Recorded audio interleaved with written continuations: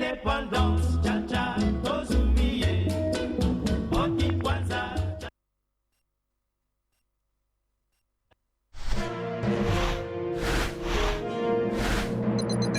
Indépendance, cha-cha, tozumiye. Oti kwanza.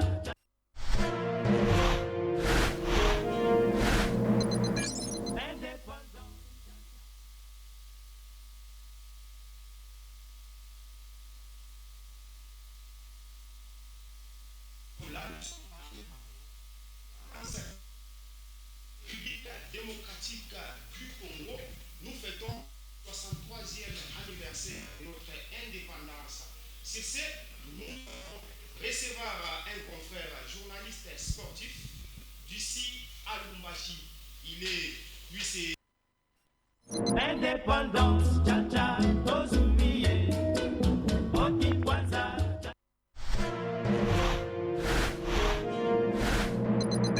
Indépendance, cha-cha, tozumiye. Oti kwanza.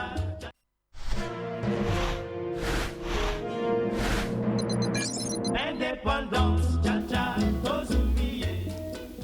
Voilà, amis des sports, nous y sommes. Comme je vous le disais, nous allons recevoir Albert Mbaya. Il est journaliste sportif ici à Lubumbashi, à la radio-télévision Ozana. Avec lui, nous allons parler surtout les sports en général en République démocratique du Congo. Aujourd'hui, nous commémorons l'anniversaire, le 63e anniversaire de l'indépendance de la République démocratique du Congo. Albert Mbaya, bonjour. Bonjour.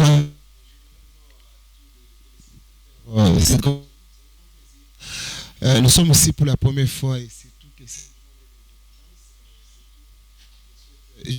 l'indépendance à tout le personnel. Merci beaucoup et surtout bonne fête. Merci, merci à tous les Congolais. Voilà, amis des sports, soyez à l'aise. Nous allons parler sport avec Albert Mbaya. Sans plus tarder, nous allons déjà décoller. Monsieur Albert Mbaya, aujourd'hui, la République démocratique du Congo est en train de commémorer son 63e anniversaire de l'indépendance. C'est quoi l'impact du sport en République démocratique du Congo 63 ans après l'indépendance? Quels sont les grands souvenirs dans les sports que vous gardez aujourd'hui? Nous fêtons 63 ans de l'indépendance. Ok, quand l'impact, c'est pratiquement, ça reste le seul facteur d'union nationale. Quand vous prenez le sport, c'est le seul facteur qui peut réunir et les opposants et les gouvernants, et c'est là qu'ils sont en train de nous gouverner. Donc l'impact aujourd'hui du sport après 63 ans, c'est qu'avec le sport en général, quand nous parlons du sport, nous voyons toutes les disciplines, c'est le seul facteur aujourd'hui qui n'y a pas de séparatisme, il n'y a pas de qui est gauche, qui est droite, et tout le monde commémore, et tout le monde converge vers le seul chemin.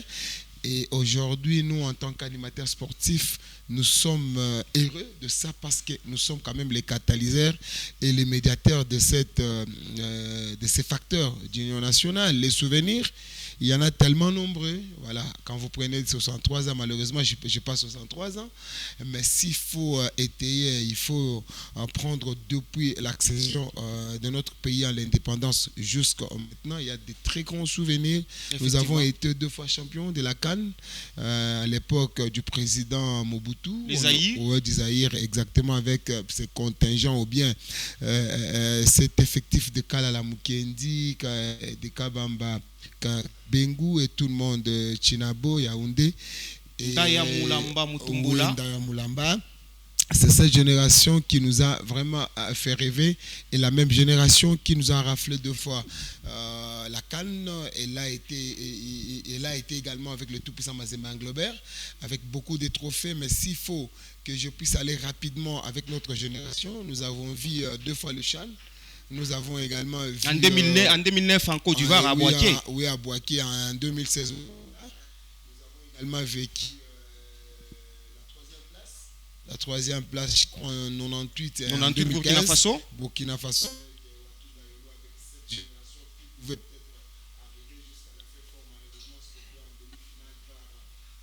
L'Afrique du Sud, avec cette génération. J'avais fait rêver Il y a Jean-Florent Ibengue qui est aussi avec l'équipe nationale. Il avait même ici des ovations. Une chanson aussi particulière à lui, Ibengue Koché. Ibengue Koché, effectivement.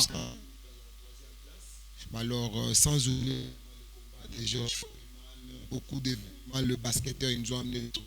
C'était en 2015, en 2019 d'ailleurs, où la République démocratique du Congo a remporté, c'était le basket Afro-Can qu'on a remporté en 2019. Et j'espère aussi ça aussi impacté les sports. Exactement, la génération et les autres. Elles ont aussi fait rêver les Congolais. Elle nous a captivés à rester devant nous pour suivre l'afro-basket. Et quand vous prenez tout ça en général, c'est ce qui fait la beauté aussi, la fête sportive qui nous donne aussi une place dans cette fête d'indépendance. Le sport n'est pas seulement à négliger. Voilà pourquoi si vous prenez le gouvernement actuel, avec l'actuel ministre du sport national, François Kaboulou, notre confrère. Notre confrère. Beaucoup d'accent. Je venais d'être avec l'équipe nationale au Gabon. Je vis comment il y a beaucoup d'impact, il y a beaucoup de sérieux. Je les avais même accompagnés à la présidence. Vous savez, vous avez le temps de voir que rien n'est négligé actuellement. Nous espérons que ça va continuer ainsi et que nous allons redorer les blasons ternis et nous allons revenir rapidement sur l'échiquier continental, surtout reprendre notre place d'antan. Quand vous parlez du ministère des Sports avec notre confrère François-Claude Kaboulou-Mwana Kaboulou, aujourd'hui il est ministre des Sports de la République démocratique du Congo. La RDC a joué les éliminatoires, on avait 0 point avec Hector Cooper. Maintenant là, nous avons un Français, les techniciens français Sébastien Desabre et les sélectionneurs managers des Léopards. Nous sommes maintenant à 3 points de la qualification à la Coupe d'Afrique des Nations Côte d'Ivoire 2023. Un point même. Donc, oui, même un point. Effectivement, quand vous étiez sur place au Gabon, comment vous avez trouvé le moral des Léopards pour passer un peu ces sujets? Beaucoup de changements, surtout sur l'aspect organisationnel.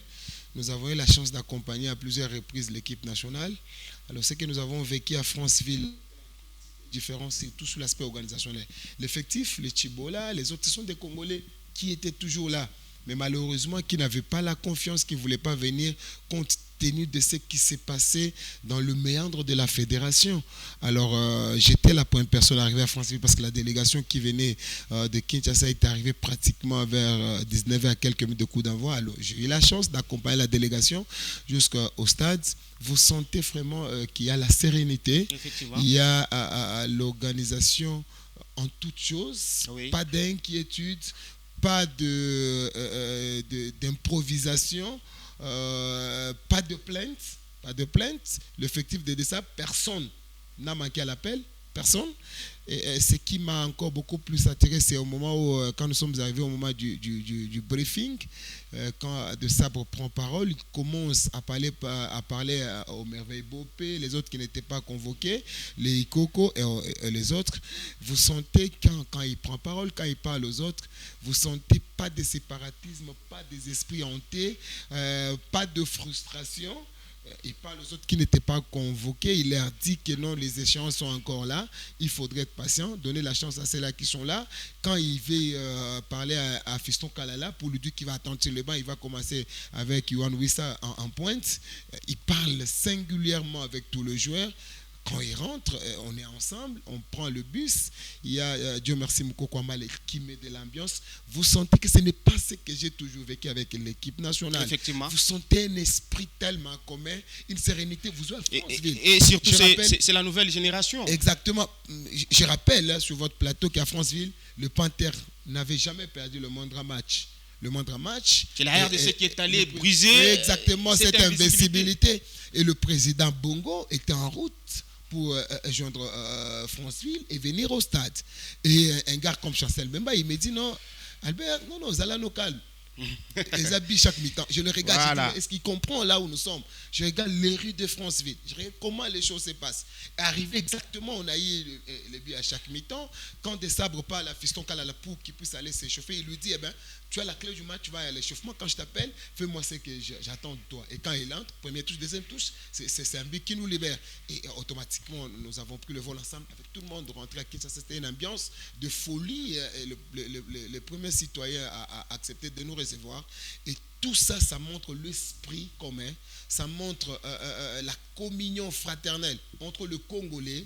À quelques jours de l'indépendance, aujourd'hui nous sommes là et nous sommes à un pas. On joue le Soudan, on est en Côte d'Ivoire et c'est très possible.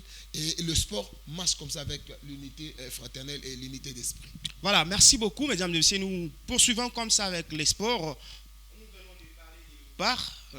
Bel et bien, les léopards vont jouer le Soudan. Ça sera le 4 septembre au stade des Martyrs de la Pentecôte. Pas encore, pas encore précisé. Oui, si pas le stade des Ouais, Martyrs ouais, de la pas encore Pentecôte, ça précisé. sera au stade Tout-Puissant Parce qu'il Cléber faut Mazembe. attendre l'inspection. Voilà. Il y a Fatih Cap, je crois, nous allons en parler. Effectivement. Il y a Fatih Cap expérimental. Je laissais le projet. Il y aura Nous allons y arriver. Exactement. Nous allons y arriver. La République démocratique du Congo jouera les Soudan. Ça sera le 4 septembre en République démocratique du Congo. Les stades restent à déterminer.